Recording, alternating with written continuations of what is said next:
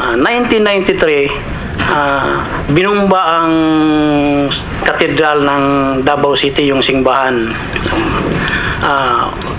Umorder naman si Mayor Duterte nga masakirin yung mga muske ng mga Muslim. Yung Muslim? Yung mga masakirin ng Muslim? Yung mga muske, ma'am, inasakir namin. Hinati kami ng 3. Ang team leader namin ay si Major Asindista, Ildefonso Asindista, ang team leader pa namin noon. Tapos, ako naman ang tumapon ng granada sa Bangkiruhan Mosque.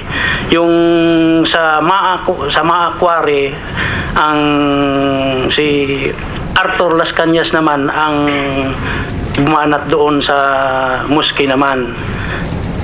So, meron kayong binomba na moske? Ma'am po. Inutos ka mo ni Mayor Duterte?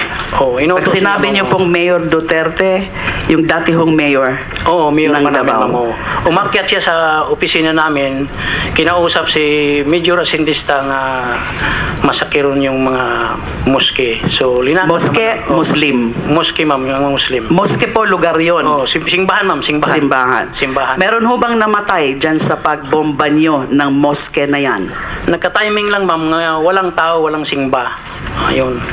Walang simba. So, walang naging casualty? Wala naging casualty, ma'am. Sino ka mo nag-utos? Si Mayor Duterte, ma'am. Paano mo alam na siya ang nag-utos? Nang doon man ako sa opisina, ay palagi man akong dikit sa mga opisyal, ma'am. Alam niyo po ba kung bakit pinabomba yon? Kasi parang gumaganti siya nga binumbahan na ang katedral. Bumumba kami sa simbahan ng Muslim. Naglipas ang mga araw, umutos siya nga yung mga suspect na Muslim, hulihin nyo, patayin nyo.